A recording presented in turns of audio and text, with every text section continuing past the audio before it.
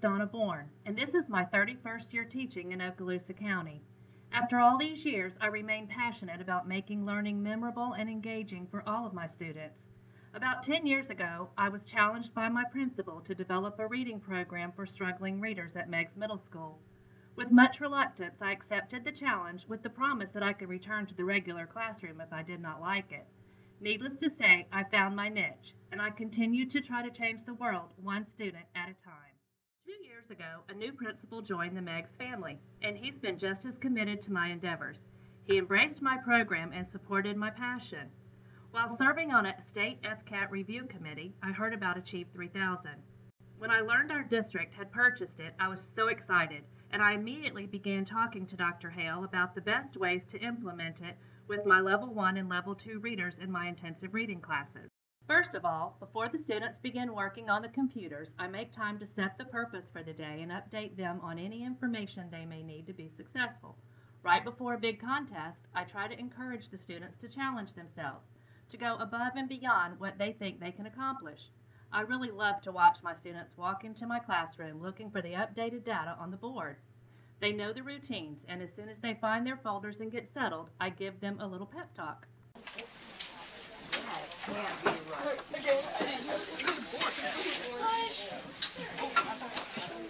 And fourth? Fourth is 37.5. 5.8. She got that wrong. Okay.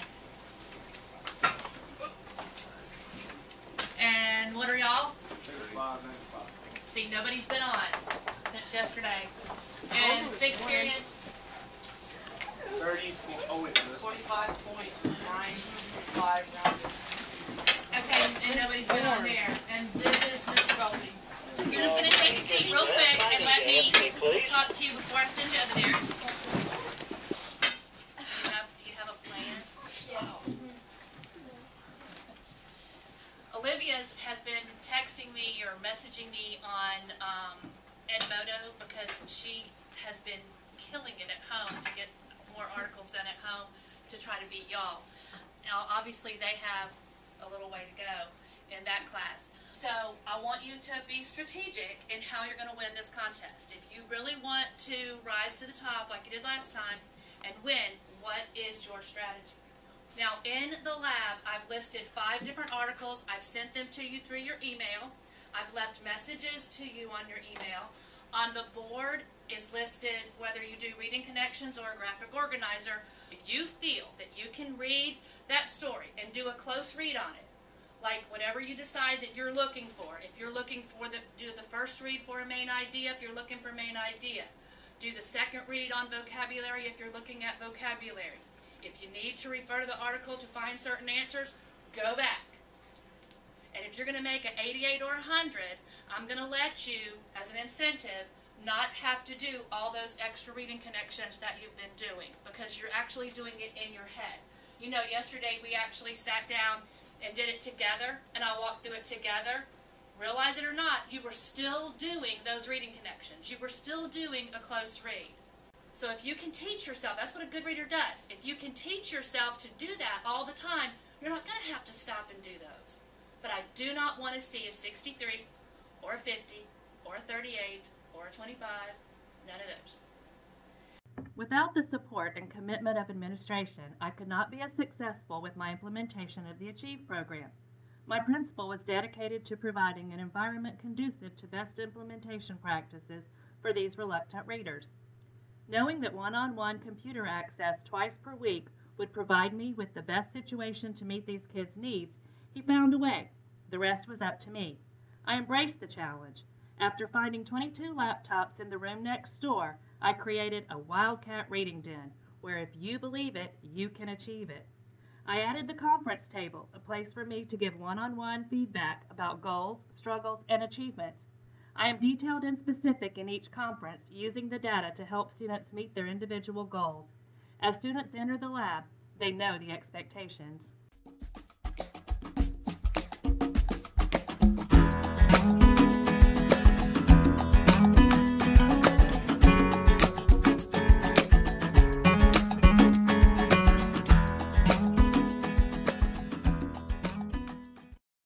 And for those of you who want to see the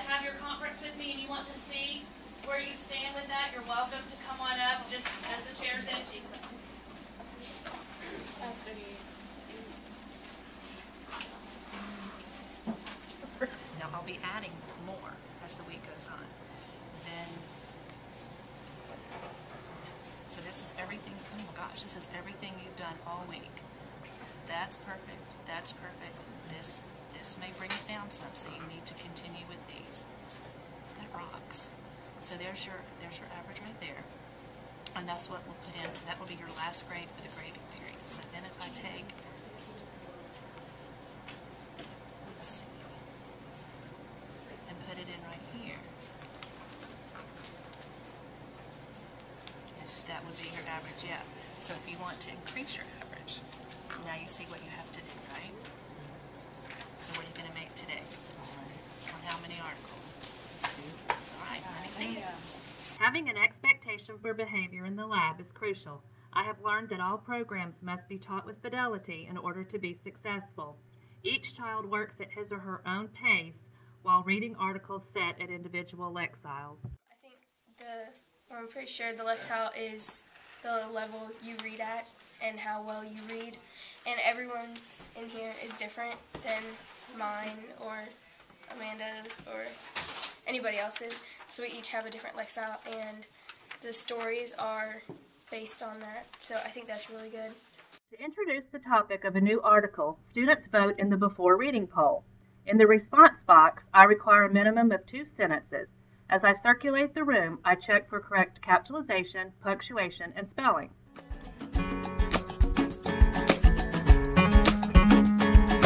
Who's to say what's important? The second step of the 5-step literacy routine is to read the article with the reading connections, which are checkpoints throughout the text where the students summarize, generate questions, and set the purpose. On days that we are not in the lab, I try to take the time to model this step in a whole class setting, and the students know I am monitoring their responses. As the students move to higher lexiles and complete articles with passing scores, I modify how many reading connections the students must do in an article. She makes you summarize so you know the material well enough, and she goes through it with you very carefully and makes sure that you know the material, and she's very enthusiastic about it, and that's what's pretty awesome about the program. She has that magic touch that makes everybody wants to do it. The training and support from the Achieve team is invaluable. As the newness wore off, I found myself falling into the babysitter mode with the program, so I invited Judy Gold, our regional Achieve trainer, to MEGS to assist me in finding ways to add variety and integrate common core activities and practices while keeping within the 5-step literacy routine. She modeled a lesson with one of my classes, and I could see how my students responded to certain elements. It sparked excitement, and I have been integrating different pre, during, and post-reading activities as applicable for different articles. She integrated a close read activity with vocabulary instruction. I also searched for related articles, photos, graphs, charts, etc. to pair with text, which helps the text come alive for my students, making it cross-curricular.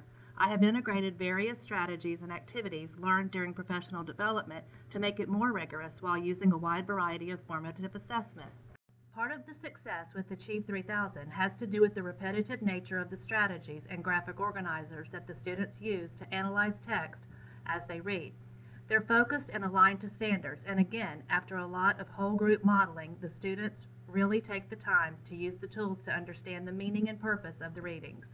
I think that the graphic organizers, these, and they helped us mark out the key points of what was in the text, so that really helps. And then marking the text, highlighting words we don't know and writing them down. The students go to the computer lab twice a week, but it's the instructional days between lab time that impacts student learning. In addition to the assigned articles, I make an effort to select texts that are interesting as close reads, and the students love the collaborative activities like the think tank strategy.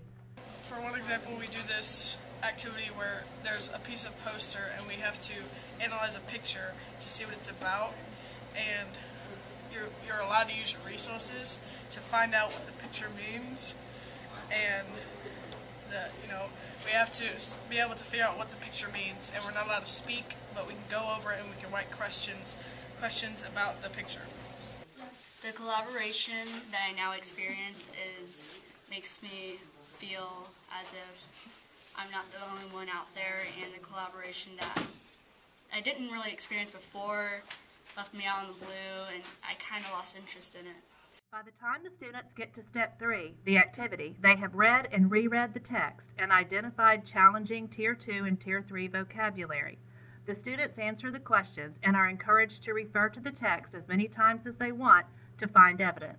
In Step 4, the students revisit the poll question that was answered in Step 1. They have the opportunity to change their mind and can find out how other answers compare to other Achieve 3000 users across the country.